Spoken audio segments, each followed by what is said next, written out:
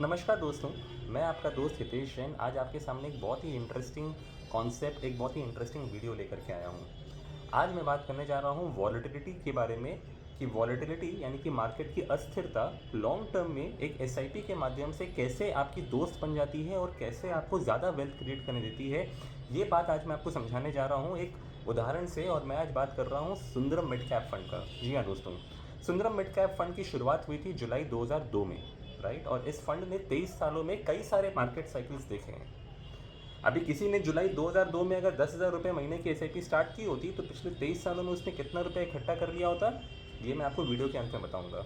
But अभी के लिए इतना जान के रखिए कि हर बार जब एसआईपी का इंस्टॉलमेंट करता है ना तो आपको यूनिट्स मिलते हैं। और पिछले 23 सालों में एक इन्वेस्टर ने एसआईपी चला करके तकरीबन 33,783 वीडियो यूनिट्स उसने उठा लिए होते हैं, राइट। अब मैं क्या कहता हूँ दोस्तों कि जब मार्केट गिरता है ना, तब आपका जब इंस्टॉलमेंट करता है तो आपको वो ज़्यादा यूनिट प्रोवाइड करता है। अगर मार्केट गिरता ही नहीं, अगर मार्केट में वॉलेटिलिटी आती ही नहीं, तो आपके यूनिट्स आपको कम मिलते, राइट। सो फॉर एग्जांपल मैं बात करता हूँ कि जनवरी 2008 में मार्केट अपने पीक पर था, तो सुंदरम मिड कैप फंड भी अपने पीक पर पहुंचा और उसने 152 का नैव मारा, राइट। फिर ग्लोबल फाइनेंशियल क्राइसिस हुआ और अगले एक सवा साल के अंदर में मार्केट धड़ धड़ करके 60% फॉल किया एंड 152 रुपये का सुंदरम मिड कैप बिक गया 55 रुपये पर।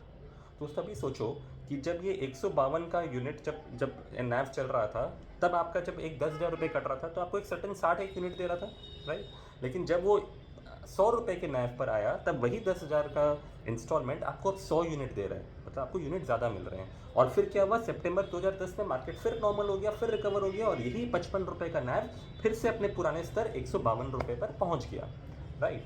तो अगर ये गिरावट नहीं आती तो मैं ज़्यादा यूनिट नहीं इकट्ठे कर पाता। तो इसी प्रकार अगर मैं कहूँ कि इस पूरे 23 साल के जर्नी में कभी गिरावट आती ही नहीं, हमेशा स्ट्रेट लाइन में चल रहा होता। मतलब जब जब फॉल आया, अगर वो फॉल नहीं होकर के वही सेम प्राइस पे चलता जब तक कि वो रिकवर ना कर जाए, तो इस पूरे 23 साल के अंदर में हम 2500 यूनिट कम इकट्ठे करते, राइट। और अगर मैं आपको बताऊं कि आज का इस फंड का नैव क्या है, तो इस फंड का नैव है 1240 रुपये। तो 2500 कम यूनिट यानी कि आपका हुआ 30 लाख का नुकसान। तो दोस्तों एक ही बात कहूँगा अंत के अंदर में कि volatility is actually your friend in the long term when you are going for SIPs. SIP का काम ही है रुपी कॉस्ट एवरेजिंग आपको करके देना। So again coming back to the first point कि किसी ने 10,000 रुपये की एसआईपी स्टार्ट की होती सुंदरम मिड कैप फंड में, तो आज वो बंदा 4.1 करोड़ पे बैठा होता। लेकिन वही अगर वॉलेटिलिटी नहीं होती तो उसके फंड 30 लाख रुपये कम होते। तब आप ही डिसाइड कर लीजिए कि वॉलेटिलिटी आपका दोस्त है कि नहीं। तो हम सब जानते हैं कि mutual fund investments are subject to market risk, right.